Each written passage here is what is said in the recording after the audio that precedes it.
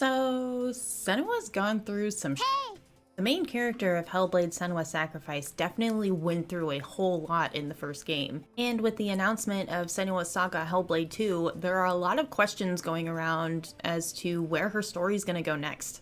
Although there isn't a ton of concrete information out about the game and its storyline exactly yet, there are probably little bits and pieces of her story so far that we can take a look at and kind of at least determine where the story might go. Or I don't know, just make up things, because that's fun too. Hello all you wonderful humans out there, I'm Little One You Are, and today we're going to take a deep dive into Senua's story so far so that we can prepare ourselves for Hellblade 2. Ooh, I'm excited! A quick note too, this is only my interpretation of Senua's story, and so there's probably things that I'm going to miss, but I try my best. If there's anything that I did miss, or if you have your own theories, be sure to let me know down in the comments below.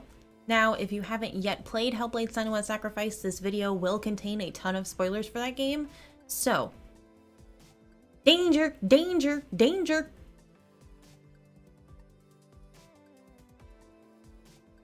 Senua lived with her mother Galena and her father Zinbel in Orkney, also known as the Orkney Islands.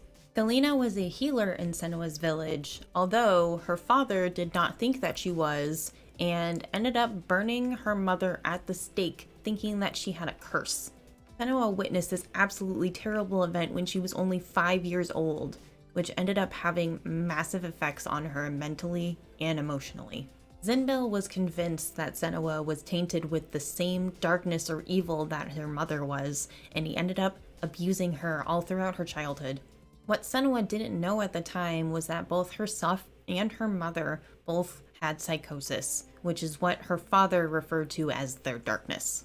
The events of what happened to her mother affected her so much that she ended up blocking it out of her memory for years.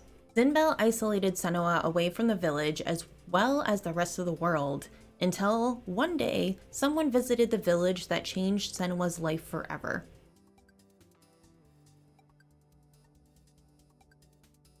Dillion was a young warrior who was practicing his swordsmanship, and Senua would often watch him from afar, until one day they spoke. What's your name? Senua. Senua would copy his moves, which impressed Dillion to thinking that she was a warrior. Dillion saw past her darkness and became a bright light in Senua's life. The two trained together, fell in love, and were happy for a time. He was even able to convince Senua to leave her father's village and to live with him instead. Senua let her father know that she was leaving and he couldn't stop her, but he told her that her darkness would affect all the lives of everyone around her and cause nothing but pain.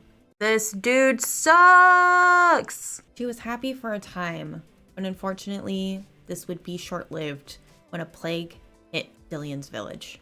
Rumors started to spread around the village that Senua's darkness was the cause of the plague, and after the death of Dillion's father, she told herself that it was her fault that the plague happened. She had convinced herself that Dillion hated her for it, although he assured her that he didn't. He begged for her to stay with him, but she wanted to exile herself so that she could attempt to find a way to purge her darkness and not affect anybody around her anymore. Her time in exile in the wilderness only deteriorated her mental health. However, she did eventually come across a new companion.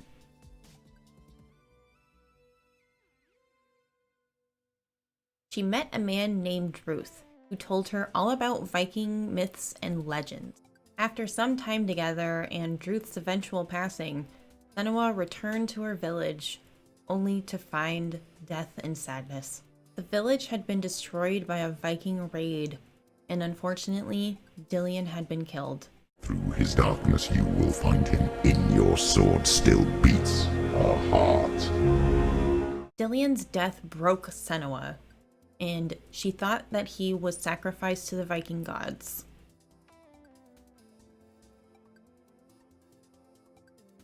She took Dillion's head, as it was believed to be the seat of the soul, thinking that she could go down to Helheim and bargain with Hela for Dillion's soul back. And this is where the events of Hellblade Senua Sacrifice start. She makes her way to Helheim with no intention of returning. She makes her way to Helheim, and along the way she defeats the gods Valravn and Surt. She also ends up claiming the sword I don't care. I don't know what it is.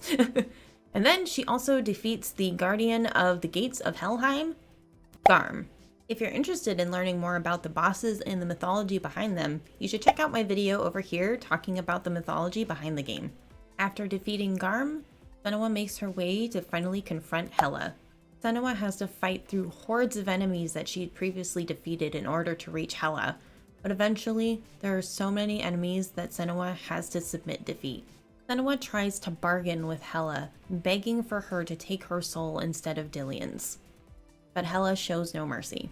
The game then shows Hela going over to the edge and dropping Dillion's head down, but then when the camera pans back, it shows Senua in her place, and she's still holding Dillion's head. Hela ended up representing Senua's internal conflict within herself, and after going through her journey, she was able to essentially go through the stages of grief and accept Dillion's passing. She was able to overcome her darkness and come to terms with her internal grief. If you'd like a more detailed explanation of the ending of Hellblade: Senua's Sacrifice, just check out my video over here. Now, with the journey that she's already gone through, where could she be going in Hellblade 2?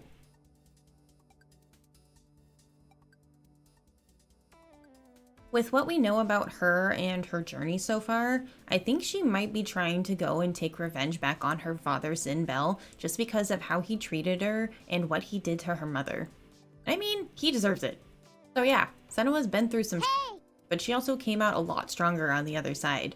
And it's one of the many reasons why it's my favorite game ever. Alright, now that you're all caught up on Senua's story, you should go check out my video over here that's the latest on what we know about the second game. Hope that you treat yourself well, and we'll see you next time.